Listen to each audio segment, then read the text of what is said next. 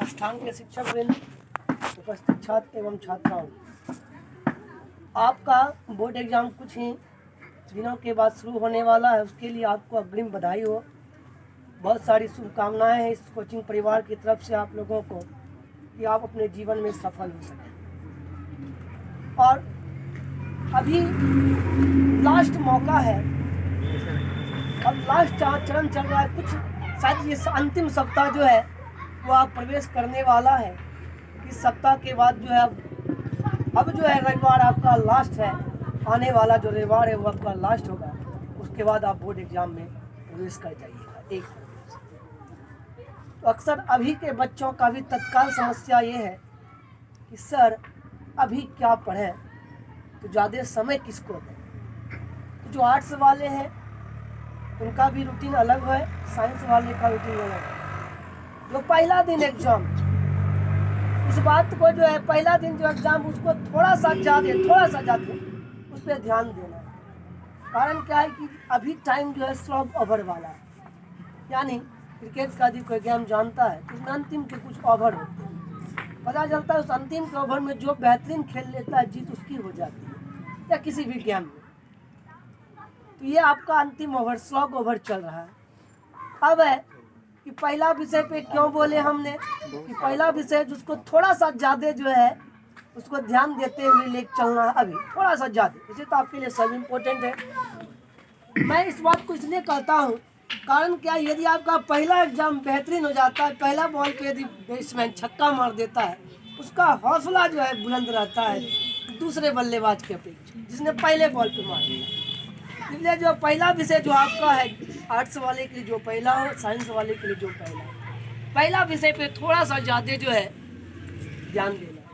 और हमने एक बात कहा था, यदि मान लीजिए खास करके आर्ट्स वाला पेपर आपको लिखना ही लिखना है, 200 अंक का हिंदी लिखना है, इंग्लिश लिखना है, उसमें होता क्या है कि सर वो यहाँ पर क्वेश्चन लिखा हुआ है 100 शब्दों में उत्तर दें। यदि समय शब्द अधिक है आप 200 शब्द में दीजिए, 2000 शब्द में दीजिए, ताकि उसको इस बात का एहसास हो जाए इस मामले पे जो क्वेश्चन है, इस मामले में ये जो है बहुत ज़्यादा अध्ययन करके आ जाए यदि समय बचा हुआ है तो।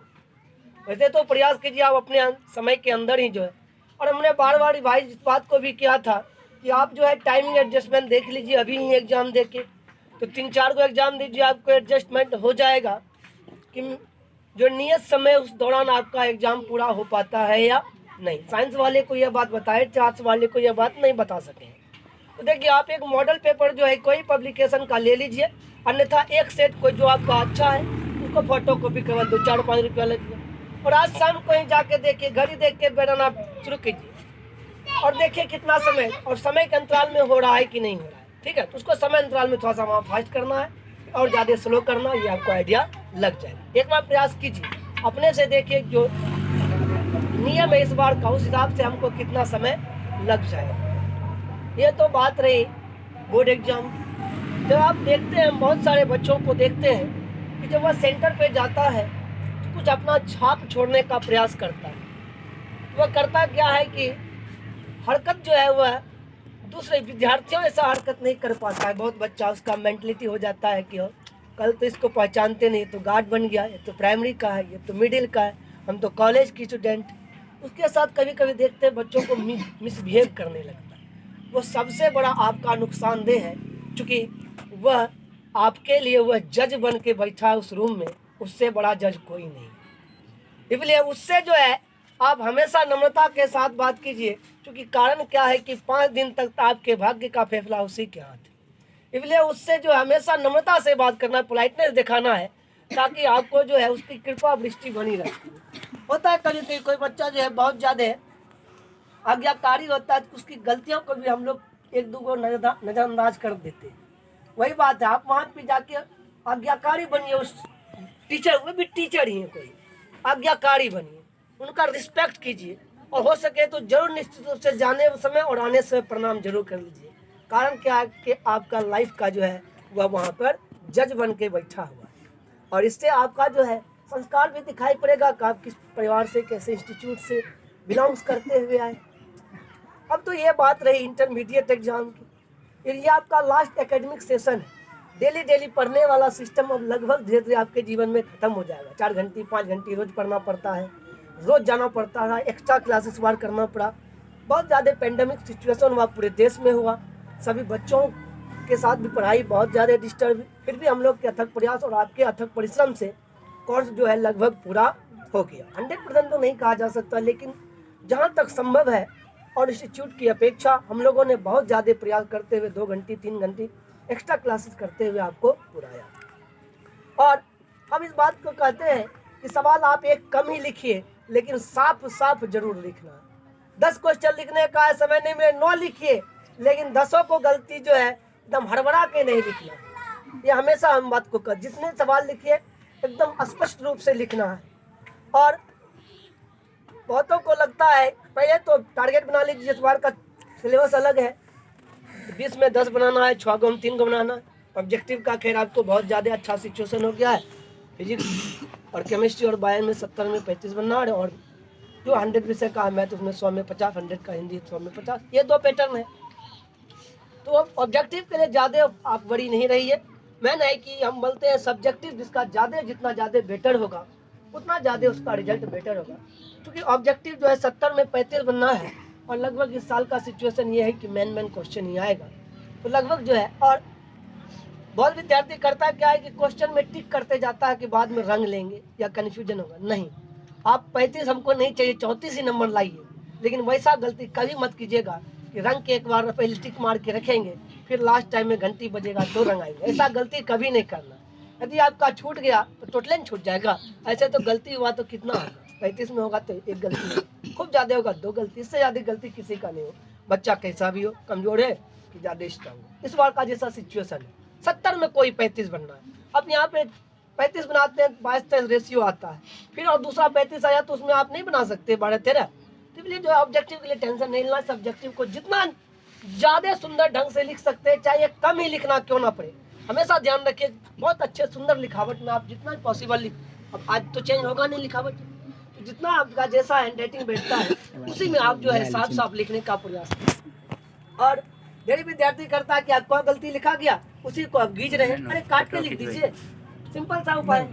वो गिजने में मत रहिए, काट के दूसरा फ्रेश करके लिख दीजिए। और साफ हैंड राइटिंग जो है वह दिखाता है कि विद्यार्थी का कैसा तैयारी हुआ है। जितना सुंदर हैंड राइटिंग होता है, गांधी जी ने कहा भी है कि जो है लिखावट आपकी जो है शिक्षा की निशानी, कि आपकी शिक्षा किस प्रकार से, लिखावट खराब है तो आपकी शिक्षा अधूरी है। इसलिए जितना लिखना है उसको साफ साफ लिखिए। और सबसे इम्पोर्टेंट बात है इंटरमीडिएट बिहार बोर्ड का रेशियो चल रहा है, रिजल्ट चल रहा है, उसमें ज़्यादा हमको बड़ी होने की चिंता नहीं, आप भी ज़्यादा बड़ी नहीं है, परेशान नहीं है, क्योंकि रिजल्ट बन रहा है। मैंने कि चिंता आपको होने लगी है अब आगे भविष्य की। कारण क्या है कि अभी जो है समस्या होती है, फोन निकालते हैं तुरंत, सर जी व्हाट्सअप कर दो, सर जी 1 घंटा में भेजिए, अभी तुरंत भेजिए, नहीं तो कल तो आएंगे ही सर जी। तुरंत रोज पूछ लेते थे सर इस सवाल में फंस गए हैं, कैसे बने। अब यह सिचुएशन धीरे धीरे आपका चेंज हो जाएगा। अब यहाँ डेली गाइडेंस करने के लिए आपको प्रोफेसर उपलब्ध शायद नहीं हो पाएगा 100%, जैसा यहाँ पे था कि 100% उपलब्ध हो जाता है, तो 100% अब उपलब्ध नहीं हो पाएगा। कुछ बातों को आप धीरे धीरे बैसाखी को छोड़ना होगा, और धीरे धीरे प्रयास कीजिए कि फुल्ली जो है आप अपने से कैसे कवर करें। आगे जो आपका पूरा लाइफ बचा हुआ है, ये पूरा लाइफ ये मत समझ लीजिएगा कंपटीशन है। पूरा लाइफ सिर्फ जो है 2-4 साल या 35 साल तक उम्र है वैकेंसी की, तभी कंपटीशन है।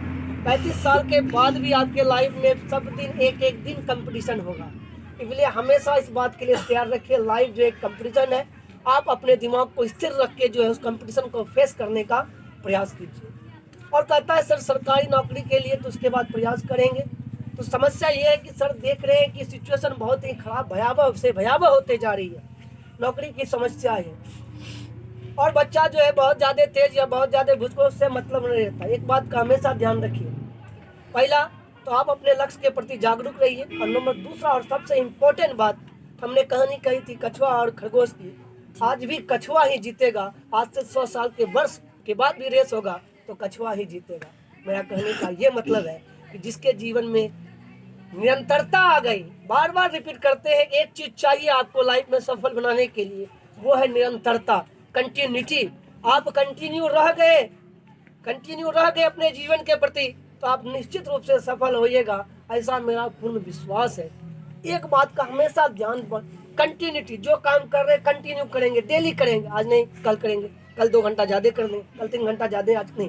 वो खरगोश वाली हाल नहीं करना है, आपको थोड़ा थोड़ा ही चलना है, लेकिन डेली चलिए, जीवन में आपको सफलता जरूर मिलेगी, ऐसा मेरा अनुभव है, ऐसा मेरा विश्वास है। जो काम करना है आपको उसके प्रति कंटिन्यू रोज रोज करिए, उसी काम को रोज कीजिए। तो देखिए कंटिन्यूटी जब तक आएगी तब तक में जो है आपको सफलता जरूर मिलेगा। और उसका तरीका है, कभी कभी जो है हम अपने जीवन में फैसला नहीं ले पाते। तो एक मूवी देखा था, उसका गाना था, दिल ना लगे दिलदार हमारी गलियां जाना। तो वही है, यहाँ हम लोग का दिल जो है आपके लिए खुला हुआ है। जब कभी भी जीवन में समस्या हो, ये सक्सेस पॉइंट भटकन का गेट जो है आपके लिए खुला है। आपको हमेशा जो है, हम लोग जीवन में यदि कोई समस्या आगे बढ़ने में है, कहीं कोई दिक्कत है, तो आप जरूर हम लोग से कंसल्ट कीजिए।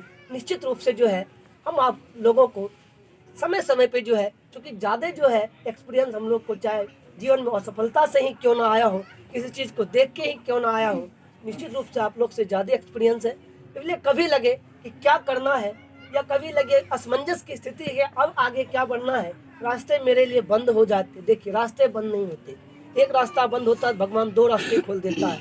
आप उसको पहचान कैसे पाइएगा, ये आप पे डिपेंड करता है। और कितना भी बड़ा आप स्टूडेंट बन जाइए, कितना भी अच्छे पोस्ट पे चले जाइए, इसके बाद एक बात का हमेशा ध्यान रखिए, अपने व्यवहार में इस बात को हमेशा झलक रखने दीजिएगा। अपना व्यवहार इस टाइप से रखिएगा कि दुनिया में कभी हमको इस बात नहीं करना पड़े कि देखिए वो मेरा स्टूडेंट है। हमेशा इस बात को गर्व से कहें कि नहीं भाई वो मेरा स्टूडेंट है, चाहे वह किस पोजीशन पे है, विनम्र तो है, व्यवहार तो उसका समाज में सही है। एक अच्छा नागरिक बनना आप लोग का पहला जिम्मेवारी होना चाहिए, क्योंकि कुछ वर्षों के बाद जो है अब सरकार की नज़रों में, घर वालों की नज़रों में बालिग होने वाले हैं, यानी अपना फैसला लेने की क्षमता होने वाली है। इसलिए उस फैसला को जो है थोड़ा सा सोच समझ के लेना है, ताकि आपके व्यवहार से हम लोग का या समाज का या आपके माता पिता का, भाई बहन का नाम जो है वो हमेशा आगे करे, वो पीछे की ओर ना हो।